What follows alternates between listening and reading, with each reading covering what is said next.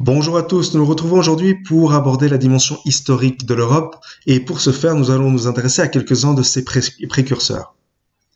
Le premier, dont vous avez ici l'une des citations peut-être les plus importantes, c'est Victor Hugo, qui dans son discours du 1er mars 1871 à l'Assemblée nationale évoque ceci. Et on entendra la France crier, c'est mon tour. Allemagne, me voilà, suis-je ton ennemi? Non, je suis ta sœur. Je t'ai tout repris et je te rends tout, à une condition, c'est que nous ne ferons plus qu'un seul peuple, qu'une seule famille, qu'une seule république. Je vais démolir mes forteresses, tu vas démolir les tiennes. Ma vengeance, c'est la fraternité. Plus de frontières, le Rhin à tous. Soyons la même république, soyons les États-Unis d'Europe, soyons la fédération continentale, soyons la liberté européenne, soyons la paix universelle.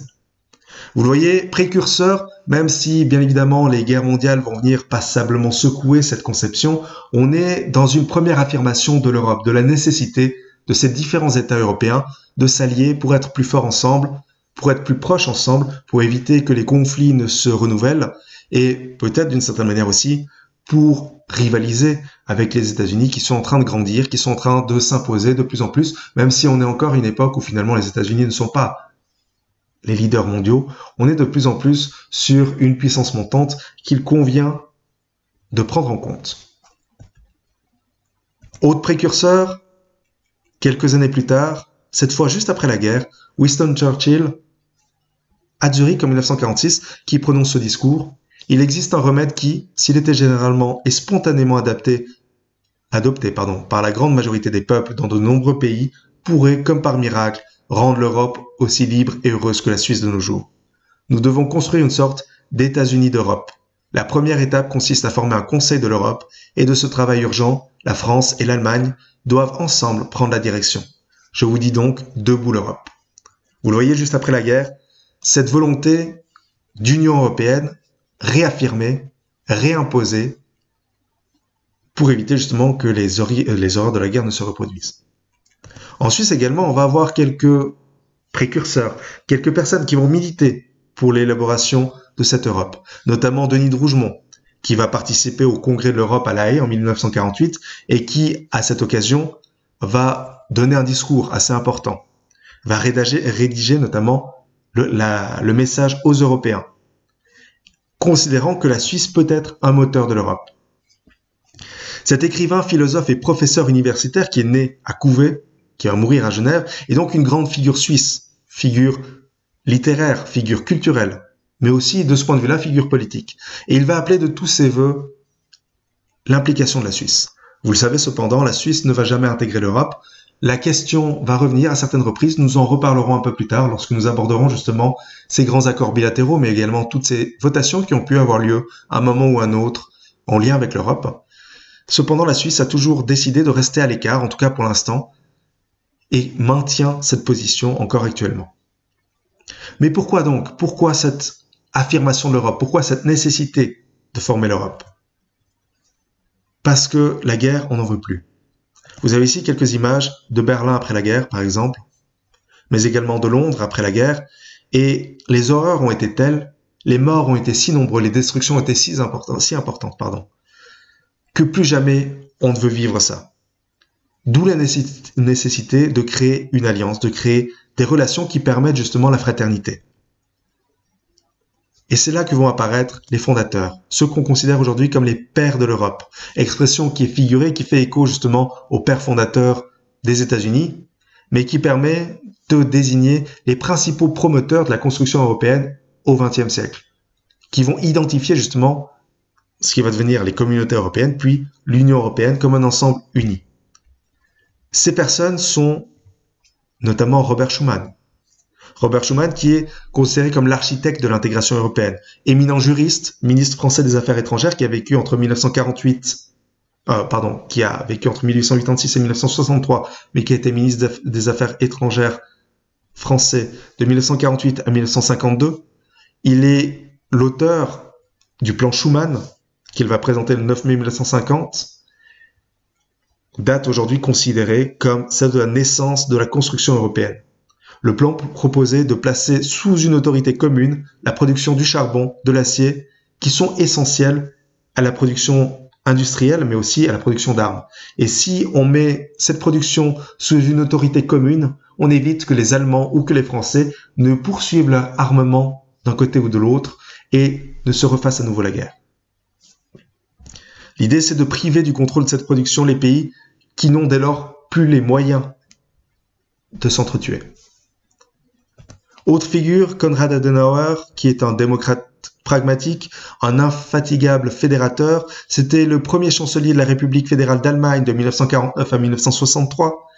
Il a participé beaucoup à la réconciliation avec la France. Il a beaucoup coopéré, notamment avec le président français Charles de Gaulle, en 1963 par exemple, où l'Allemagne et la France signent ensemble un traité d'amitié qui pose un jalon important sur la voie de l'intégration européenne, de la paix européenne et justement de cette unité. À ces deux premiers s'ajoute Alcide de Gasperi, qui est un médiateur inspiré pour la démocratie, pour la liberté en Europe. Il a été président du Conseil italien, ministre des Affaires étrangères entre 1945 et 1953. Il va œuvrer beaucoup en faveur de l'intégration de l'Europe occidentale, va travailler à la réalisation du plan Marshall. Rappelez-vous ce plan qui a été mis en place pour reconstruire l'Europe, notamment grâce au financement américain. Et il va établir des relations économiques étroites avec d'autres pays d'Europe, notamment la France, de manière à consolider justement ces relations. Jean Monnet, également considéré comme un unificateur, est un homme politique et conseiller économique français. C'est l'inspirateur du plan Schuman dont on a parlé juste avant. Il va prévoir de mettre en place la production, la mise en commun de la production franco-allemande du charbon et de l'acier, qui va être reprise justement dans ce plan Schuman dont nous avons déjà parlé. À ça s'ajoutent bien évidemment d'autres grandes figures que vous connaissez peut-être, le luxembourgeois par exemple Joseph Beck, le néerlandais Johan Willem Beyen vont également œuvrer de ce point de vue-là. Paul-Henri Spaak, belge, va également participer à ces grandes discussions et à cette grande unité qui va progressivement se créer. Nous restons cependant sur ceux-ci qui sont peut-être les plus connus et ceux qui ont eu le plus d'influence, même si les autres ne sont bien évidemment pas à négliger. Si on en revient donc à Jean Monnet, vous avez ici l'une de ses citations. « Une Europe fédérée est indispensable à la sécurité et à la paix du monde libre. » Vous voyez cette conception finalement assez pragmatique, assez évidente. Si on veut être unis, il faut éviter qu'on fasse la guerre. Et pour faire la guerre, il faut mettre en commun la production de certains matériaux pour éviter justement une escalade de l'armement et des violences. L'idée, c'est de ne pas coaliser des États, mais d'unir des hommes. C'est de ne pas créer une unité abstraite, c'est de faire en sorte que les gens, que les populations se sentent unies par des liens fraternels. C'est pas de dire que la France et l'Allemagne doivent être amies, c'est de dire que les Français doivent considérer les Allemands comme des frères et que les Allemands doivent considérer les Français comme des frères, de manière à ce que la guerre ne soit plus possible. Vous pouvez frapper l'ennemi du moment que vous ne le connaissez pas. À partir du moment où cet ennemi devient un frère, il est beaucoup plus difficile de décider de tuer, de massacrer, de piller, de violer. Robert Schuman, un peu dans la même veine, dans la même ordre d'idée, va dire assez fortement « L'Europe ne se fera pas d'un coup, ni dans une construction d'ensemble, elle se fera par des réalisations concrètes, créant d'abord une solidarité de fait. » On ne peut pas décider du jour au lendemain de créer l'Europe. C'est pas quelque chose qui se décide comme ça. C'est quelque chose qui se met en place, qui met du temps. Et vous le voyez d'ailleurs, on est parti d'une Europe finalement assez minoritaire à aujourd'hui un ensemble de pays de plus en plus nombreux. L'idée, c'est de créer des liens, de faire en sorte que chacun se sente partie prenante de cette entité. D'où la chronologie de l'Union européenne qu'on peut établir. 1951, création de la CECA, la Communauté européenne du charbon et de l'acier. L'objectif de cette communauté créée pour une période de 50 ans avec la signature du traité de Paris par 6 pays, Belgique, France, Italie, Luxembourg, Pays-Bas, mais aussi République fédérale d'Allemagne, auquel s'ajoute l'Algérie, Algérie qui n'est pas à proprement parler un pays à cette époque puisqu'il s'agit d'une dépendance française. L'Algérie ne deviendra indépendante qu'en 1962, donc à l'époque, elle fait encore partie de la France, c'est pour ça qu'elle figure sur cette image. L'idéal avec tout ça, c'est justement de réfléchir, de mettre en commun la production d'acier et de charbon. Première relation donc qui va être consolidée en 1957 par le traité de Rome, qui va participer à la création de la Communauté économique européenne. En d'autres termes, qui va mettre en place un marché commun pour une durée illimitée auquel s'ajoute la CEEA, Communauté européenne de l'énergie atomique, qui, elle, va ensuite devenir Euratom et également pour une durée illimitée, va se pencher sur la production énergétique et la production militaire atomique. Militaire, bien évidemment, assez marginal, puisque vous le savez, c'est l'énergie qui va primer. La dimension militaire va progressivement faire l'objet d'accords de non-prolifération qui vont conduire plusieurs États à renoncer. En 1962, on a un premier règlement sur la politique agricole commune, la PAC. L'idée, c'est l'autosuffisance alimentaire à base de produits européens de qualité, qui passe nécessairement par une modernisation de l'agriculture et la garantie de la paix. En d'autres termes, chacun doit pouvoir aider ses voisins et s'autosuffire en termes de production, pour privilégier une production européenne. En 1968, union douanière entre les 6, donc suppression des droits de douane et tarifs douaniers communs aux frontières de la Communauté économique européenne, CEE. L'idée, c'est de faire en sorte qu'on maximise, qu'on augmente les échanges entre ces différents pays. En 1973, on passe à 9 pays. L'élargissement premier du nom permet d'intégrer, vous le voyez ici, le Danemark, l'Irlande et le Royaume-Uni. Puis en 1981, l'Europe des 10 va intégrer un nouveau pays, la Grèce. En 1985 apparaissent les accords de Schengen qui vont être signés par la Belgique, la France, le Luxembourg, les Pays-Bas, la République fédérale d'Allemagne. À Schengen même, des accords qui prévoient la suppression progressive des frontières entre ces États et surtout la libre circulation des personnes. L'idée, c'est de permettre à chacun de voyager librement d'un pays à l'autre avec le moins de restrictions possible.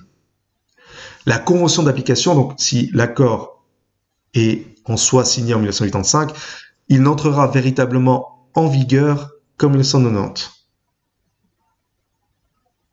Enfin, il n'est signé véritablement qu'en 1990 et il n'entrera en vigueur, qu'en 1995, le 26 mars pour être exact. Donc il va falloir du temps pour mettre en place ça, 10 ans pour être exact, mais vous le voyez, ces accords vont se signer progressivement avec cette idée justement de créer de plus en plus d'unités et de faciliter les échanges entre les États. En 1986, on passe à l'Europe des 12, troisième élargissement, s'ajoute aux 10 précédents, deux nouveaux pays, l'Espagne et le Portugal. Vous voyez donc l'Europe qui s'étend. 1986, acte unique européen, c'est une modification, une extension du marché intérieur qui va entrer en vigueur en 1993, donc quelques années plus tard, mais l'idée, ça va être d'étendre le marché intérieur. 1992, traité de Maastricht, qui inscrit véritablement la création de l'Union européenne. Les pays disent oui et s'appuient sur 3 piliers. La CECA qu'on a déjà abordée, la Communauté économique du charbon et de l'acier, Communauté européenne du charbon et de l'acier, la CE, anciennement CEE, qui est la Communauté européenne, et la CEEA, la Communauté européenne de l'énergie atomique, qui vont s'unir pour créer une nouvelle entité, cette Union européenne, qui va avoir une politique étrangère et de sécurité commune, une coopération en matière de justice et d'affaires intérieures, et qui va accorder la citoyenneté européenne et la création d'un Parlement européen avec des droits renforcés. Ça va aussi participer au lancement de l'UEM, l'Union économique et monétaire, donc la mise en place progressivement de cette monnaie unique qui sera l'euro. Le traité de Maastricht marque donc la naissance, après on parlait de l'Europe. En 1995, on passe à l'Europe des 15, quatrième élargissement, 3 nouveaux pays, Autriche, Finlande, Suède. Puis en 1997, le traité d'Amsterdam qui élargit les compétences de l'Union européenne pour accorder de plus en plus de pouvoir justement à cette entité globale. Signé, vous le voyez ici, comme son nom l'indique, Amsterdam. En 1999, introduction de la monnaie unique, monnaie que vous connaissez. On va créer la zone euro qui a été adoptée par 11 États, Autriche, Belgique, France, Espagne, Finlande, Irlande, Italie, Luxembourg, Pays-Bas, Portugal et République fédérale d'Allemagne. Certains pays ont choisi de ne pas adopter l'euro, à l'image par exemple de la Grande-Bretagne. C'est un choix qui reste totalement libre. L'euro, dont vous avez ici une illustration. En 2003, l'idée se pose d'une constitution européenne. Le projet va être initié en 2001, va réunir un certain nombre de signatures jusqu'en 2004, mais finalement va être rejeté par les peuples français et néerlandais, qui ont peur justement que cette constitution européenne vienne nuire à l'indépendance de leur propre pays. Donc finalement, ce projet va être enterré définitivement. En 2004, nouvel élargissement, 5e élargissement, on passe à l'Europe des 25 avec l'intégration de Chypre, de l'Estonie, de la Hongrie, de la Lettonie, de la Lituanie, de Malte, de la Pologne, de la République tchèque, de la Slovaquie et de la Slovénie. 2007, l'Europe des 27, 2 nouveaux pays pour ce 6e élargissement, la Roumanie et la Bulgarie.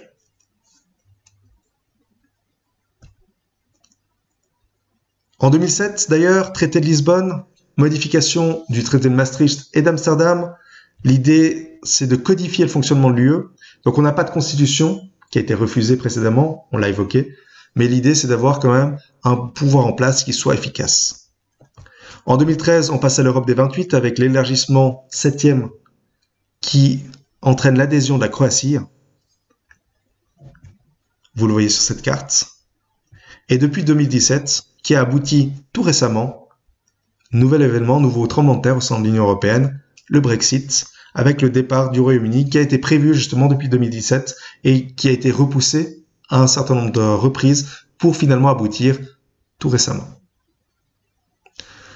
Voilà, nous arrêtons aujourd'hui pour cette histoire européenne. Nous poursuivrons la prochaine fois en revenant sur quelques-uns de ces éléments. D'ici là, comme toujours, je reste à disposition pour vos questions et je vous souhaite une excellente semaine.